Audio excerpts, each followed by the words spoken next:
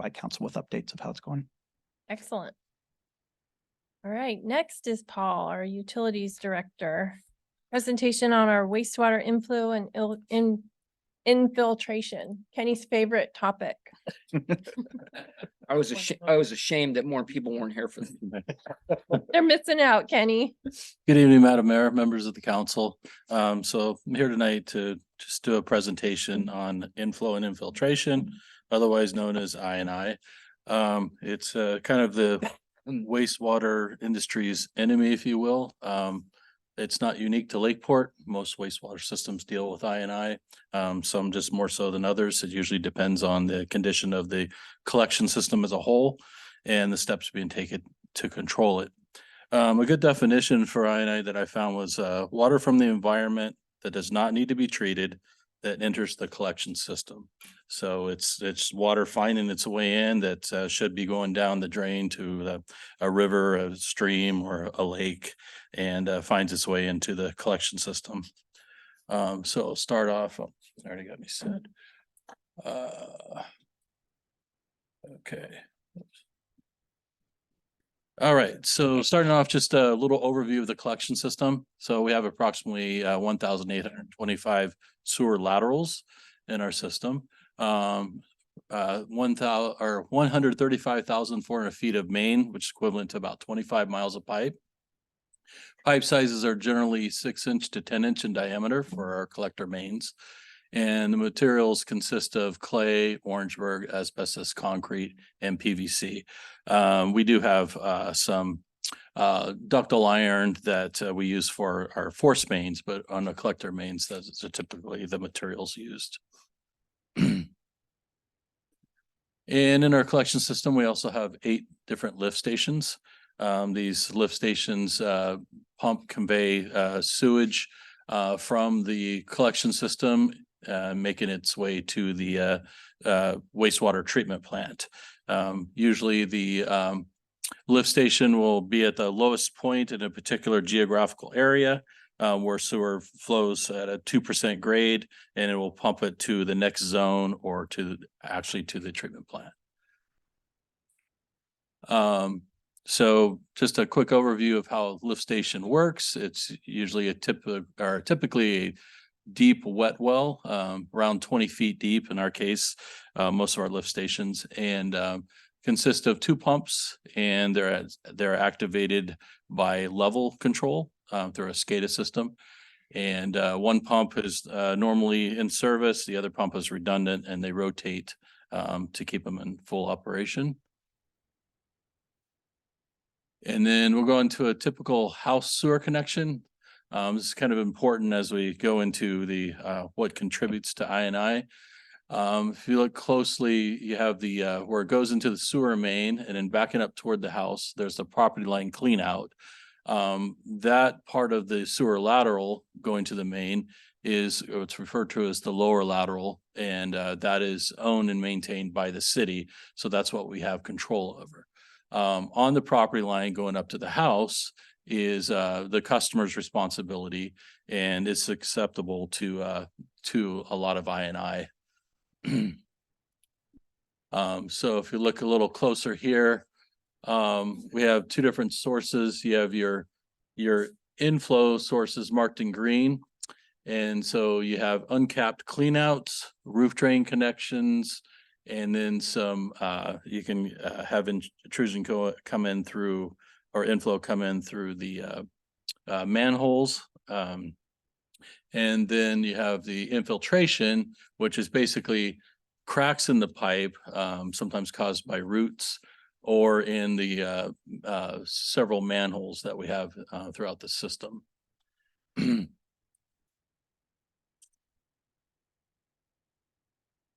And what happens is, if this isn't controlled and monitored, if you get a heavy storm event, we'll have an overflow, and an overflow is definitely what you don't want going out into the system, because it carries heavy fines and a lot of explanation as to what happened. I will say that for the city of Lakeport, based on our findings, is that a lot of the inflow comes from, I'm suspecting gutters, illegal connections from house drains, and then also probably breaks and laterals on the customer side and on the city side, which we're trying to mitigate. So some of the ways that we're trying to mitigate that is we do video inspection. And so we actually go in and we're trying to cover the entire collection system over a period of 5 to 6 years. And it's basically just kind of documenting everything that we find that could become a problem, and go in and plan on mitigating those cracks, splits in the lateral connections coming into the main, and just accurately documenting this. And creating a list of problems and then going back and correcting them. Then we have flow monitoring. The nice thing about the 8 different lift stations is they're all controlled through SCADA. They're all fully metered. And so it gives us 8 different zones to really monitor when an event happens. And there's a lot of good data that can be derived from that. And we also have equipment that will set in the manholes that will monitor 24/7. So for anticipating a storm event, we can set those in and as control points to monitor flows of a certain main if we're suspicious of something upstream, and then take that data and use it to our advantage to go back further and see what we need to do to help mitigate that. Then there's smoke testing. We've done a little bit of smoke testing, but we haven't got our program quite to where we want it because it takes it's labor intensive to line it out. And right now we're down an important part of it is the mapping. And so we're currently without a GIS technician, but it's really important that you do all the notifications because people are going to think that it's a structure fires in the area. People might get some smoke in the house. It's non-toxic, but we have to warn them that this could happen and what it is and why there would be smoke coming out of the vents. However, it's great information because it will determine where breaks are. And then we go and have to flag them and then map them accordingly and then go back in and make the repairs. Now, again, it gets on our side and we can go in and make the repairs as we need. But on the customer side, that's a whole nother process of notifying them and then having them, enforce them to make the repairs necessary. So, and of course, there's the mitigation efforts. Whenever you replace a main, you're also replacing all the sewer laterals, everything that connects, the manholes, and collectively they all contribute, especially on aged pipe, to the I&I problem. Replacing mains or even slip lining them when applicable is a nice way to try to mitigate some of the I&I issues. I'll get to what we've done so far here. Okay, so then going into the wastewater plant, of course, all this I&I affects the treatment in a way that it could potentially put us over our requirements as far as flow on our permit. And so on this depiction here, we have our total annual flows and then our average dry weather flows and then our max daily average. And it looks like over the 5-year trend that the last 2 to 3 years that we've actually done quite well, but that's not an accurate depiction of what's going on because obviously we're in a drought, a 2 to 3 year drought. And so that has a major impact on the flows coming into the wastewater plant. Now with the wastewater plant, I should back up here a little bit. The key to the wastewater plant is we have a holding reservoir that basically will contain all of our flows when we can't irrigate, which is typically December through May or June. And so we have no other place for that treated wastewater to go. other than that reservoir. So it's real key that we monitor that really closely and see how that trends out. In 2017, it got pretty high, pretty close to overflow. It was very concerning. We also had a specific issue with a trailer park locally that we had to intervene to actually maintain and prevent that from happening. So that becomes a critical component. And so whenever you have I&I, and if the problem continues to get worse, you could have a potential overflow of your reservoir. So we watch that closely. And of course, any steps we take to controlling the I&I coming in improves that capacity and also the overall capacity of our treatment plant. And the fact that as more development happens and more RUEs are taken on, if you reduce the I&I coming in, you're actually increasing capacity of the treatment plant. So it is a good investment, putting in and replacing sewer mains. So if we go on to the mitigation efforts completed over the past 10 years, I'm having a hard time seeing that.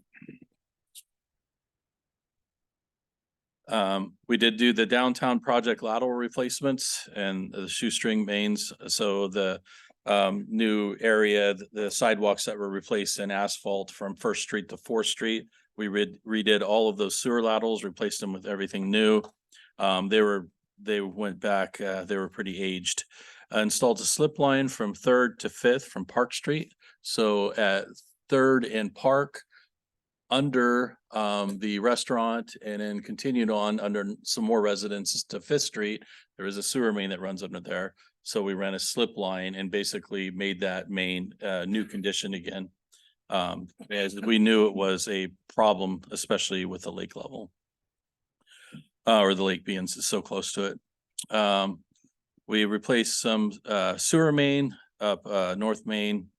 And Terrace School project, large sewer main in there was replaced with some of the upgrades that they did in construction. Upsized the sewer main and replaced it on 1st Street at Park here by City Hall, 2nd Street and Park. And then the manhole valve improvements with Willow Point. That needs to be emphasized because again, in 2017, Willow Point, when the lake level started rising rapidly, Willow Point started evacuating. And what happened is we later found that they had 22 cleanouts that didn't have caps on them. And so the lake just basically started inundating our C Street lift station. And so we had to plug that whole main off and evacuate the park. They've since replaced their entire collection system within the park. And then we also have installed actual gate valves coming into our collection system that if it ever happens again, we can just mitigate that with the turning of a few valves and that problem is solved. Some other things, 9th Street replacement project, 1,650 feet of main approximately was replaced a couple years back. So we knew that main was a lot of Orangeburg, which was really a poor material, but it was efficient back in the day or cost effective to install, but actually starts losing its shape and allows I&I to come into our collection system. And so I think with that project, we are almost have mitigated all of our Orangeburg that exists in the system. So that should be behind us. Clear Lake Avenue lift station replacement. That's critical because the new lift station was designed to for the 100-year floodplain. So before it was near the Skylark Motel, and it was actually down and just had a steel plate covering it. In 2017 and 2019, it would have been completely inundated. And then basically you have no control and you just hope that it seals and you're trying to sandbag it or whatever you can do. So that was a great improvement. Lift station control upgrades via SCADA. So SCADA, again, supervisory control and data acquisition. It's our computer software. We have continuous monitoring over all the lift stations as well as the treatment plant. And so we're able to trend real time and then go back and look at rain events and the impacts that it's had to each lift station and the treatment plant, and then see if that, creates a investigation into that particular zone to see what's going on. Procured a camera van. That's definitely a requirement now in 2025. There's going to be some major updates to our permit. Some of those updates are pretty stringent, and one of them is definitely the CCTV or the TV and of all the mains, and in documenting what you've done. And then we have additional staff that's been assigned specifically to I&I. In regards to, before I get on to future mitigation efforts, Kevin had mentioned earlier about exfiltration, so I'll just hit on that real quick. Sorry. So that's okay. So infiltration, of course, is cracks in the pipe, allowing water inside because it's a gravity feed. So it's finding a void and it's going for the lowest spot. But now the state is looking at the potential for exfiltration. So wherever you have a cracked pipe that's going to allow water in, they're looking at during dry conditions, what that pipe is doing to allow sewer to flow out.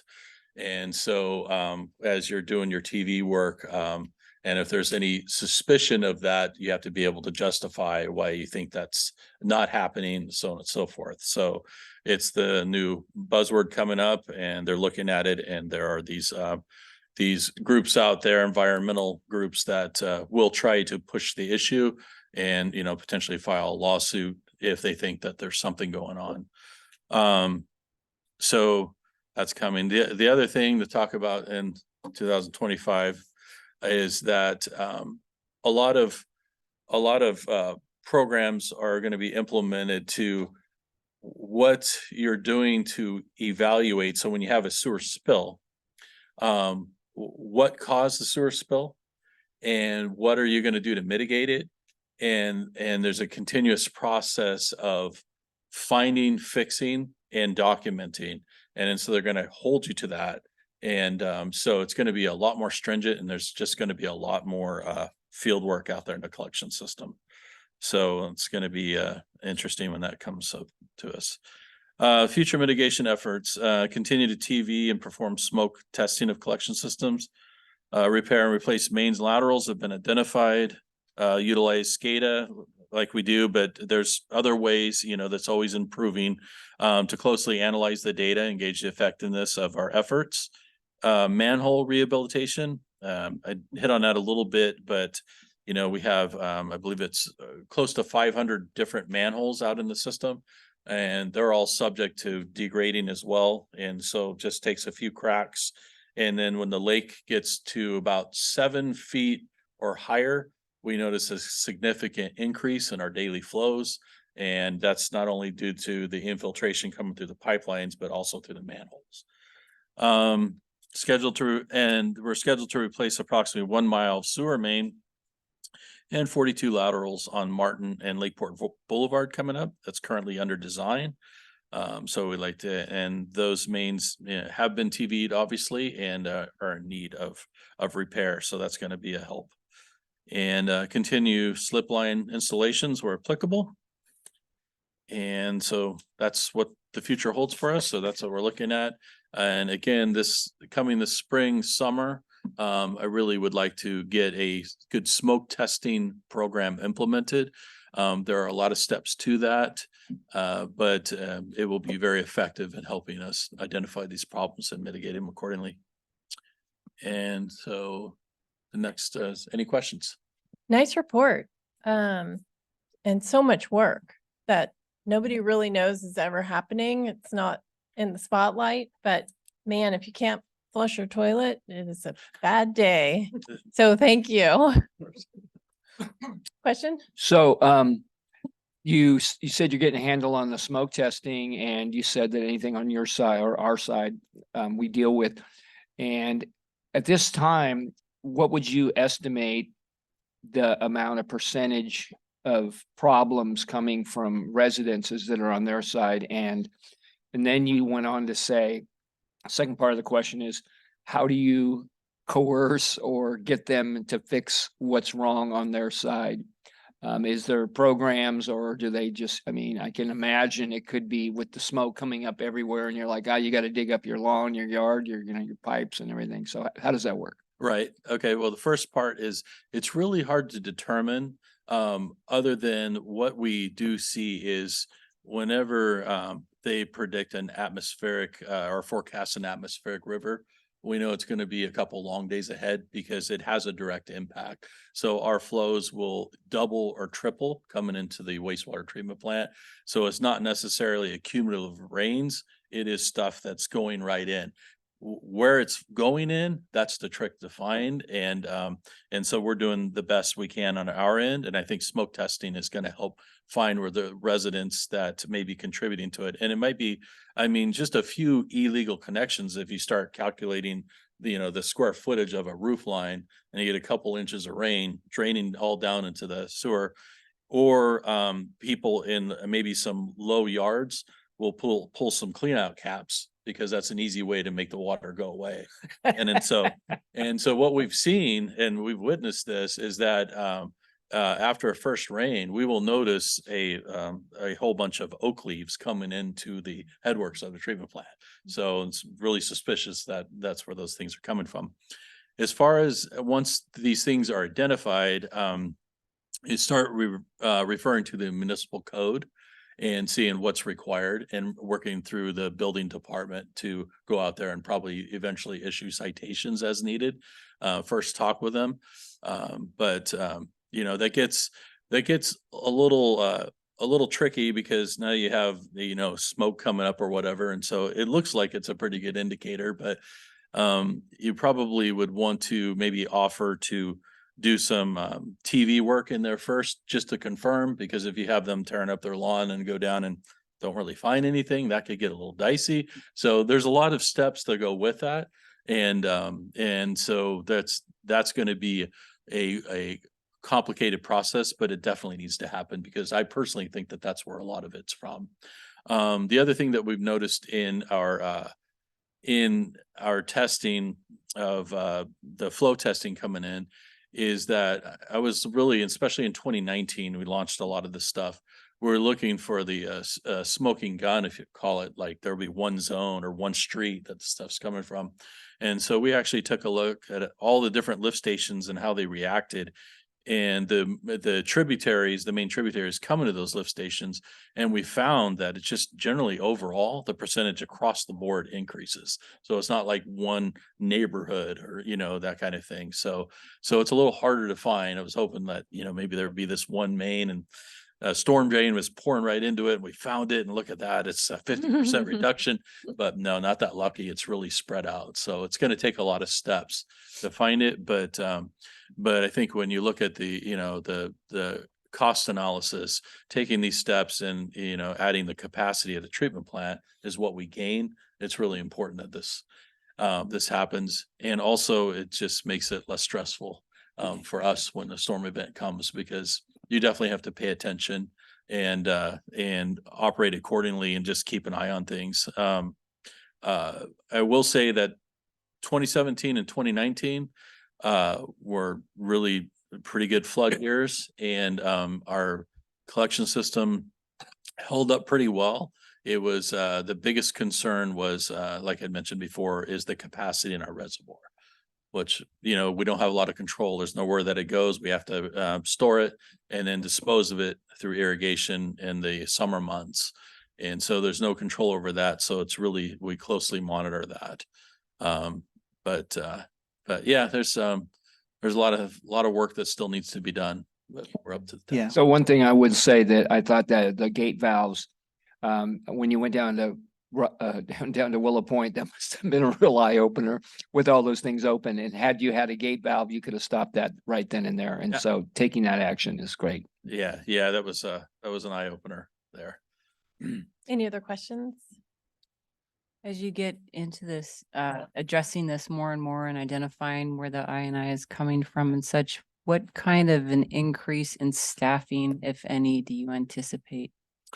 That is a good question. And I think with the smoke testing and what's found on that will probably determine if there is a need for additional staff and then cross that bridge as we come to it. But I have a feeling it's probably going to be way more labor intensive as we find things and trying to mitigate these.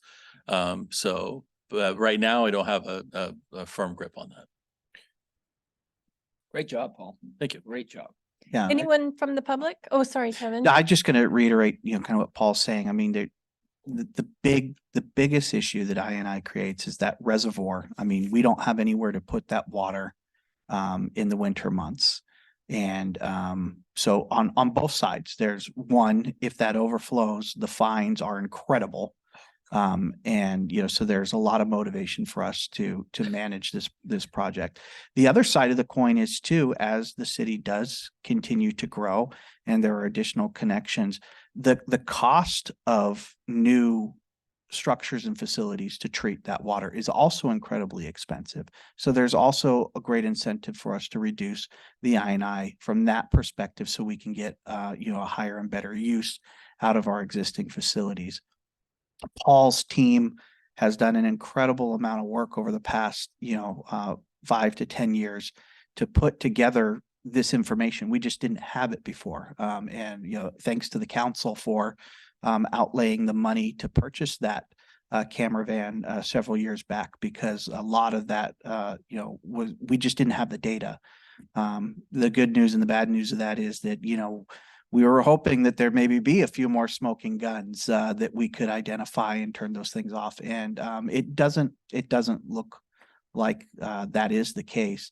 But without that data, we wouldn't know, and we'd be kind of, taking shots in the dark. But now we can be much more, surgical in our approaches. And I think it's very clear. Two things are very clear. One, when it rains, it dramatically increases. So that's leading us to believe, there are a lot of gutters that are illegally connected to the systems, other pieces like that. The other key piece is, like Paul said, is when we do get into an elevated lake level, those numbers also increase. So those are two areas of focus. And so, but we had pretty good ideas that was the case, but without that data, we would be kind of guessing. And so with limited resources available to us, having that data in there is going to allow us to be more precise and actually monitor those. And it's fun watching.